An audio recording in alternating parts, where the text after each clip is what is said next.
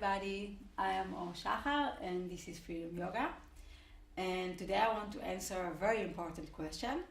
What do you do when you don't feel like practice? That you have your daily practice, you are really trying to practice regularly, but today you just really don't feel like it. So I know this feeling very, very well. And my answer, what I usually try to do, is to just practice anyway.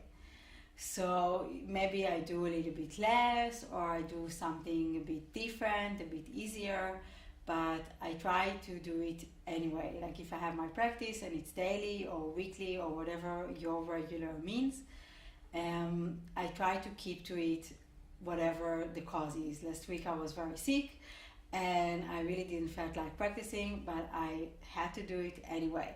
And I think it's a very interesting practice in and of itself, because what happens then, especially when you do yoga and meditation, it's all about getting to know yourself and your body and your mind.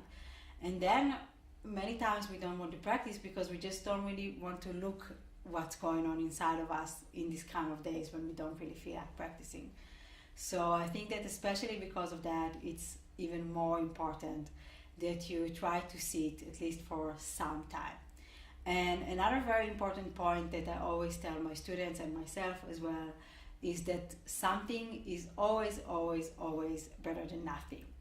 So even if you do just a little bit, and even if it's not so great and it's not so meaningful and it's not so deep today, your practice, it's still much, much better than not doing anything. And it's very easy to remember. It's very easy to think, yeah, if I cannot concentrate, it's better to not sit at all. But I, from my own experience, saw a very big difference. And yeah, in the end, if you don't practice regularly, if you don't keep to it, even if you don't really feel like it, it's hard to see results. So you cannot really wait for the motivation and the inspiration to come, because they come and go and they're not always very trustworthy. Like with the time, they come maybe even more. And if you make sure that you're always inspired and you're always nourishing yourself with inspiring things, then of course inspiration will come more often.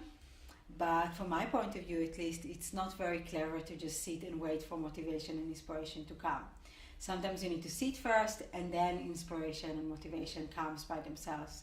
The hardest part is just to sit or to just open the mat. That is always the hardest part. And then after that, what happens is always just better than nothing that you have done. So yeah, I hope this motivates you to do your practice today, even if you don't really feel like it.